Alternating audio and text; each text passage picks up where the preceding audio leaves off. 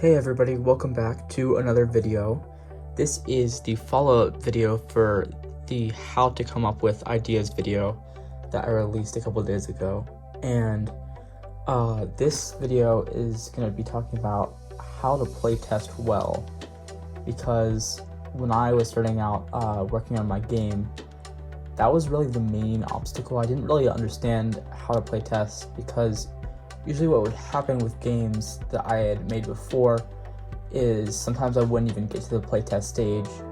But when I did, usually I would play it once, not really learn too much from the playtest, and not change anything to the game because I thought it was good. And that's wrong. Your game is gonna have to go through a lot of adjustments in order to be what it really should be and what people want it to be, and most of all what you really want it to be. And yeah, I just didn't really know the right way to playtest, and there was one resource that really helped me with that, and that is The Art of Game Design. I totally recommend that book if you're making any type of game, really. But yeah, that definitely provided all the information that I'm going to be talking about in this video. So I'm kind of going to be summing up what I learned from that book and how I use it to playtest. My game has really evolved so far from where it started out.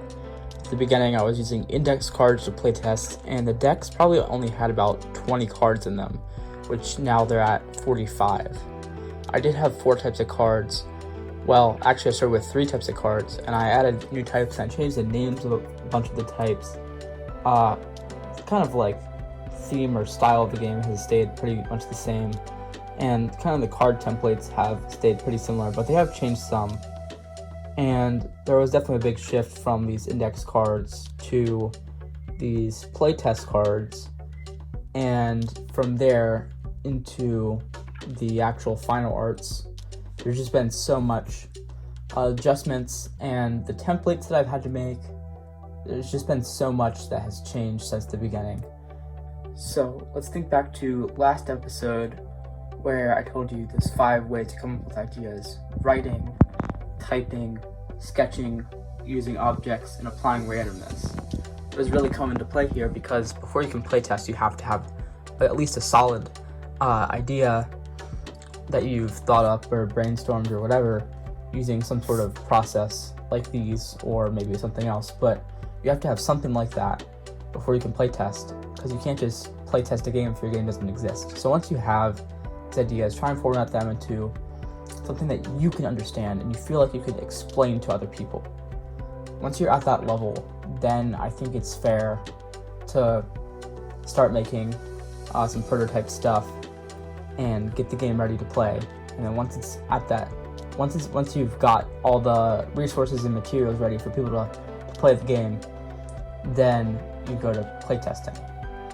And when you playtest, it's very important that you have notes. Like I said in the last video, I have a couple of different things. I have index cards, and I have these Lego index cards, and I have sticky notes, and I have all these things. If you have all those, or just a piece of paper, really anything that you can write on, if you have some sort of thing next to you while you're playtesting, that's always a good idea. So you really want to be seeing what you can learn from that playtest. Most of the things that are easy to see are when a mechanic doesn't work well in the game. Maybe it's taking too long to do this one thing, or it's really confusing, or whatever. You'll know based on who you're playing with what their reaction is to that thing. And sometimes you don't even really need another person to do that, but in most cases, the most valuable information comes from playing with other people. So if you can get a family or friends or whatever, somebody that you trust to give you reliable information, that can be very helpful. Sometimes family isn't always the best if they aren't going to give you harsh feedback, though. So I think harsh feedback and really critical feedback is the most important kind of feedback you'll get. So if you're taking these notes during the playtest, that's good. You know what has gone wrong. You should be judging both how the game is playing, but also how it's affecting their mood, what things it seems like they're liking. After you've done the playtest, you're going to want to ask them some questions along, again, how the game has played, what they enjoyed about it, other things like that. Just whatever comes to you at the moment, really. If there's something that went wrong, you could ask them what they think could be improved about that. And yeah, just get some like direct feedback from them in that way. And write that down on your piece of paper. Once you've done the playtest, now it's time to take your ideas that were clearly wrong, something was wrong with them, and use your information from the playtest to turn them into something better. That's where the book comes in, because it has this page about loop prototypes. And I kind of took that page, added a couple things, changed a couple things, and now I'm at this really easy format where I can just write stuff down and kind of figure it out how to make adjustments. So I'm going to show you that now. So here's that paper. First we have state the problem. So in that, underneath that, that's where I would write all the things that went wrong during the playtest. But I would probably take one of those things that went wrong and kind of try and focus on that one. Only focus on one at a time. Once I have that one, I brainstorm some possible solutions. How could things get better? How could I change this in a way that would be best for everybody playing? And so then I would write that down there. I would choose one of those solutions, and then I would list the risks of using that solution. What could be bad if I use this? What could that damage the game even further? And just really think about that. If there's a lot of risks, you might want to choose a different solution and do that, repeat that step again. Then you build a new prototype, make some more cards, make some more art, make some more enemies for your video game. Whatever it is that you're making, make some more, but with those new solutions in mind. Then you test the prototype. That is another playtest. So you just started the whole circle all over again.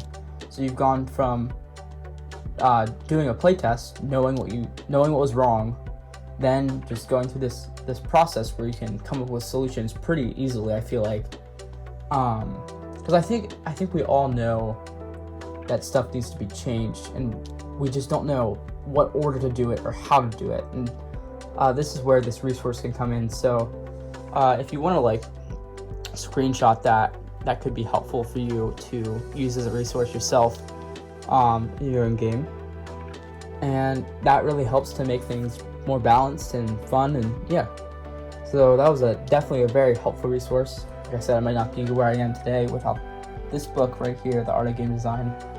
So yeah, that's about it for this video. So now I'm going to be showing you an example of when I used one of these papers to help me kind of format everything. So I was having trouble with the playing of the game. The turns were not making sense. The order of what you did in your turns wasn't making sense.